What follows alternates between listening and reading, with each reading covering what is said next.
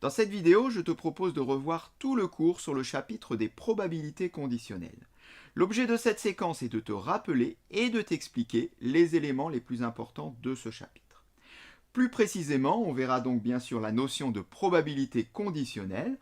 On verra comment est construit dans ce contexte un arbre de probabilité. Pour préparer un contrôle ou un examen, ceci ne suffira pas évidemment, il faudra t'entraîner sur des exercices. Je te conseille donc de cliquer sur le lien qui te mènera vers d'autres vidéos proposant de nombreux exercices sur le thème des probabilités conditionnelles. On peut commencer. Alors le mieux pour entrer dans la notion de probabilité conditionnelle, c'est de partir d'un exemple. On considère donc l'expérience suivante. On choisit au hasard un élève dans une classe et on considère deux événements. L'événement M, l'élève est fort en maths. L'événement F, l'élève est fort en français. Du coup, si je parle de l'événement M inter F, il signifiera que l'élève est fort en maths et en français. Il est donc fort dans les deux disciplines. Parlons maintenant de probabilité. Si je considère la probabilité P de M, donc la probabilité que l'événement M se réalise, c'est donc la probabilité que, en choisissant un élève au hasard dans toute la classe, je tombe sur un élève qui soit fort en maths. Mais, regardons la situation suivante. On ne considère que les élèves qui sont forts en français. Ceux qui ne sont pas forts en français, je les élimine. Donc que les élèves qui sont forts en français.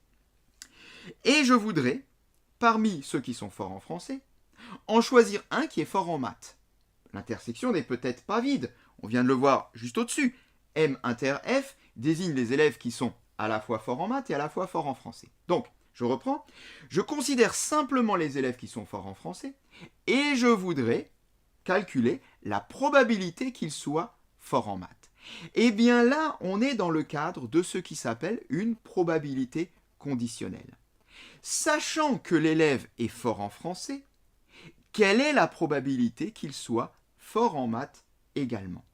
Que s'est-il passé? J'ai restreint l'univers des possibles. Tout à l'heure, je considère que la probabilité des élèves qui sont forts en maths parmi tous les élèves. Maintenant, je considère la probabilité qu'ils soient forts en maths parmi les élèves qui sont forts en français seulement. Et bien là, on a une probabilité conditionnelle qui se note de cette façon-là. P de M sachant F. La probabilité qu'il soit fort en maths sachant qu'il est fort en français. Et ça, c'est une probabilité conditionnelle parce que je mets une condition. La condition qu'il soit fort en français. Et à partir de là, eh bien, on peut maintenant définir ce que c'est qu'une probabilité conditionnelle et introduire une formule qui nous permet de calculer cette probabilité conditionnelle dans le cas général. Si on a A et B qui sont deux événements, eh bien, la probabilité conditionnelle de B sachant A, c'est-à-dire je voudrais connaître la probabilité que l'événement B se réalise, sachant que l'événement A est réalisé. Je restreins donc mon univers. Eh bien, la probabilité que l'événement B se réalise, sachant que l'événement A est réalisé, elle est notée donc P de B sachant A, et elle est égale à la probabilité de A inter B sur la probabilité de A. Voilà comment se note et comment est définie la probabilité conditionnelle. Mais alors, si j'applique cette formule à mon exemple, et que je voudrais donc écrire une formule qui me donne la probabilité de M sachant F, ça donnera quoi? Eh bien, ça donnera ceci. Ça donnera probabilité de M sachant F égale à la probabilité de M inter F sur la probabilité de F. Alors, je précise qu'on peut écrire probabilité de M inter F ou probabilité de F inter M, c'est évidemment strictement la même chose. Donc, si je veux obtenir la probabilité de M sachant F, il me faudrait la probabilité de l'intersection des deux événements sur la probabilité de F, c'est-à-dire la probabilité que la condition soit réalisée.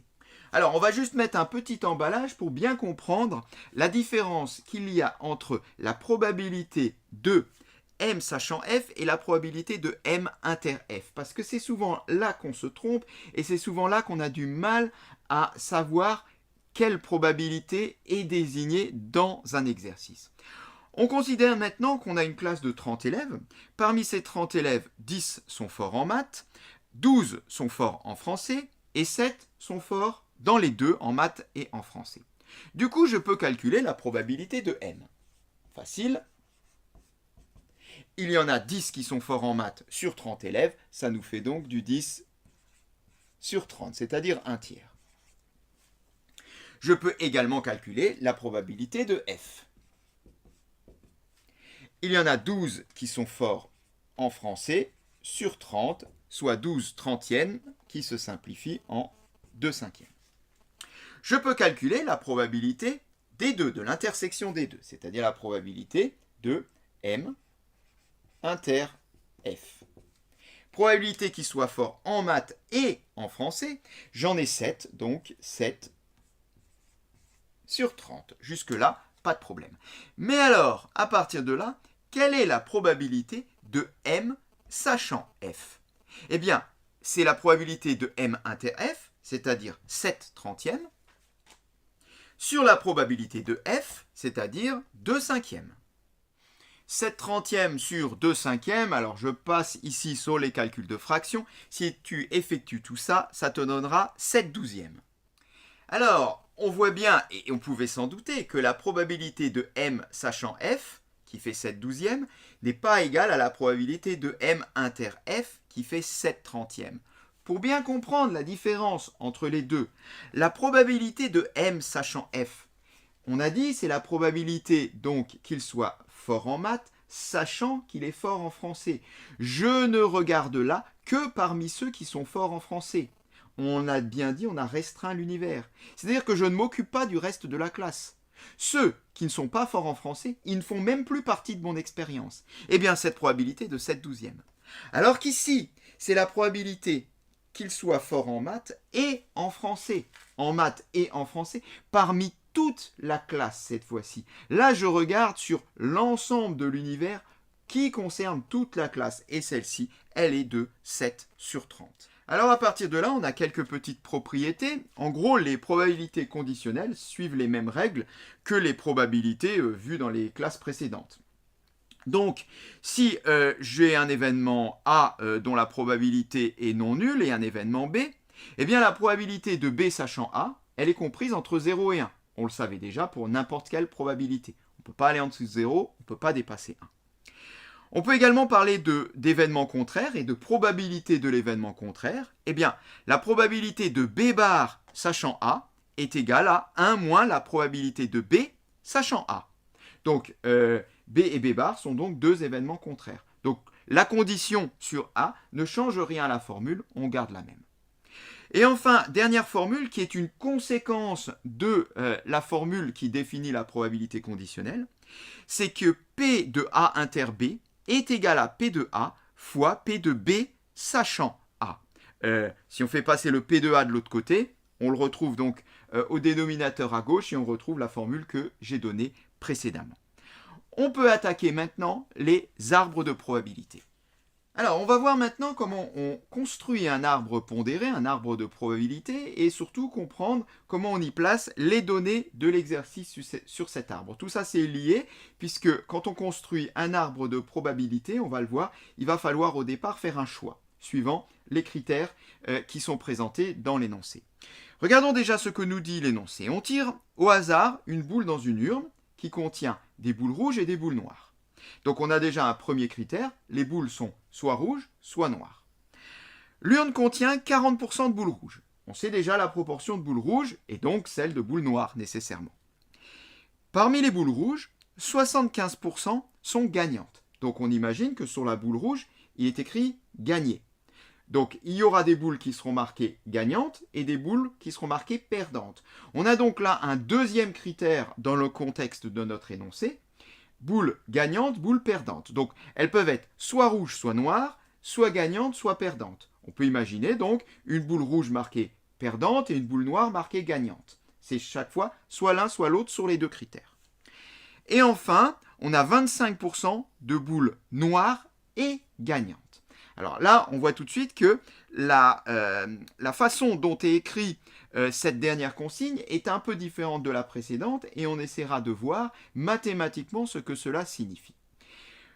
Pour notre arbre de probabilité, on aura donc un arbre de probabilité à 2 niveaux, car on l'a dit, j'ai 2 critères, rouge, noir, gagné, perdu. Mais finalement, sur notre arbre de probabilité, on pourrait imaginer soit un arbre de probabilité qui fonctionne de cette façon-là, avec donc comme premier critère, je tire une boule qui est rouge ou une boule qui est noire.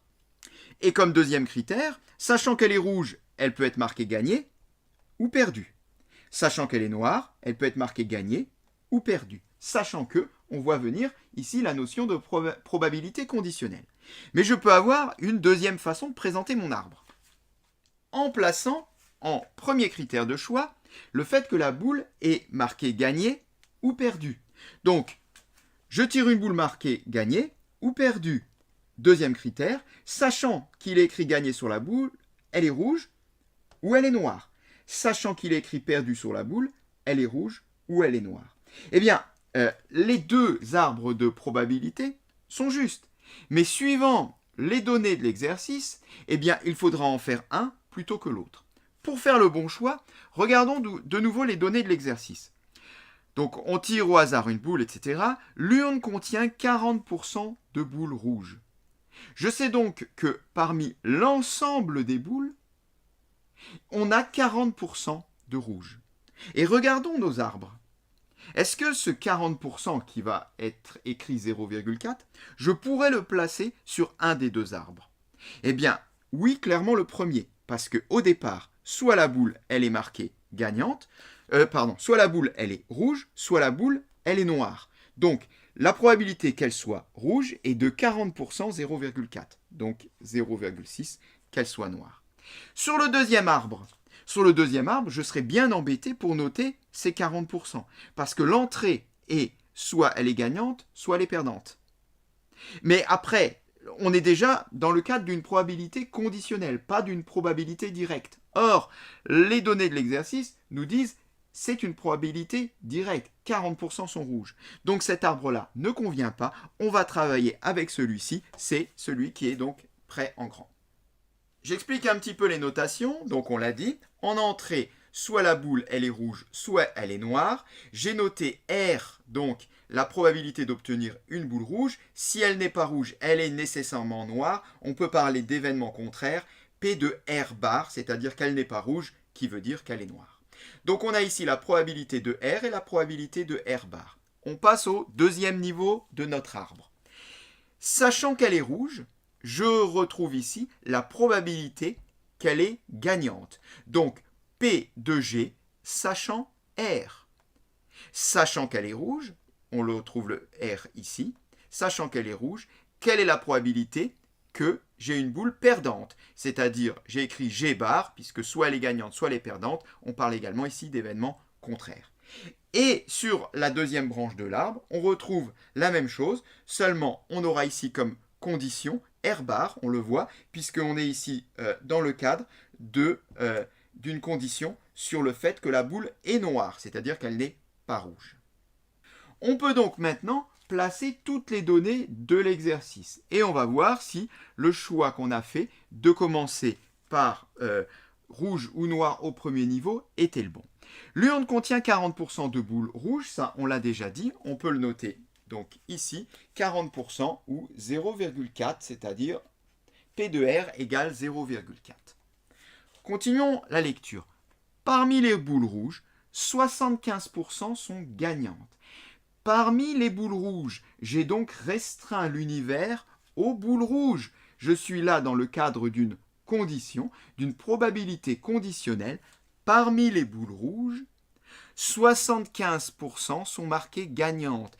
Cette phrase-là se traduit par P de G sachant R égale 75% égale 0,75. Alors, avant de poursuivre la lecture de l'énoncé, on va pouvoir compléter maintenant mathématiquement notre arbre. Car on a une première règle qui nous dit que la somme des probabilités des branches issues d'un même nœud, ici c'est un nœud, là encore, est égale à 1. On s'en doute bien. Si je regarde par exemple au niveau de ce nœud, soit elle est rouge, soit elle est noire. Je n'ai pas d'autre alternative. Du coup, si on a une probabilité de 0,4 qu'elle soit rouge, eh bien on aura une probabilité de 1 moins 0,4, puisque c'est l'événement contraire, qu'elle soit noire. De cette façon-là, on aura 0,4 plus, on peut donner le nombre maintenant, 0,6, qui est égal à 1. On a bien ici la probabilité des deux branches issues d'un même nœud qui fait 1. Ce qui veut dire que ici, je peux également compléter. Si là j'ai 0,75, là j'aurai nécessairement 0,25. On ne poursuit pas encore la lecture de l'énoncé. On va d'abord continuer à compléter notre arbre de probabilité, mais on va aller un peu plus loin, on va aller au-delà de l'arbre de probabilité. Car on a une deuxième règle qui nous dit que la probabilité sur l'extrémité d'un chemin est égale au produit des probabilités sur ce chemin. Ça veut dire quoi? Ici, j'ai un chemin, par exemple. Donc le chemin qui passe d'abord par rouge et qui va jusqu'à Gagné. Eh bien, la règle nous dit que la probabilité de l'extrémité d'un chemin, c'est-à-dire ce qui se trouve ici, est égale au produit des probabilités de ce chemin. Eh bien, c'est quoi les probabilités de ce chemin? C'est 0,4 et 0,75. Autrement dit, là, à l'extrémité d'un chemin, je trouverai 0,4 multiplié par 0,75 qu'on peut effectuer, qui nous donnerait 0,3. Ok. Mais en fait, c'est quoi ce produit? Bien, ce produit, c'est P de R fois P de G sachant R. Je vais l'écrire. P de R fois P de G sachant R. 0,4 fois 0,75. Mais ceci, ça me dit quelque chose. Affichons de nouveau la propriété que j'avais présentée tout à l'heure. Qui nous dit quoi? Que P de A inter B est égal à P de A fois P de B sachant A.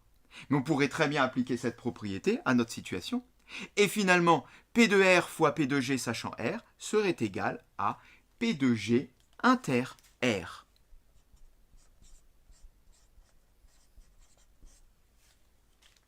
Alors si du coup, sur un arbre de probabilité conditionnelle, à l'extrémité d'un chemin, on retrouve l'intersection des deux événements qui sont considérés sur ce chemin, on va pouvoir compléter ici, sans faire les calculs, les probabilités qui se trouvent à l'extrémité de ces chemins. Par exemple, pour ce chemin-là, on a ici du R et du G bar. On va retrouver la probabilité de G bar inter R. Pour ce chemin, on a du R bar et du G. On va donc retrouver la probabilité de G inter R bar.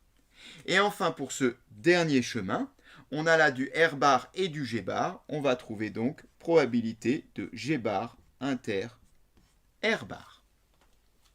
On pourrait donc de cette façon-là compléter tout notre arbre de probabilité à condition d'utiliser enfin maintenant la dernière condition de l'énoncé qui nous dit qu'on a 25% de boules qui sont à la fois noires et à la fois marquées gagnantes.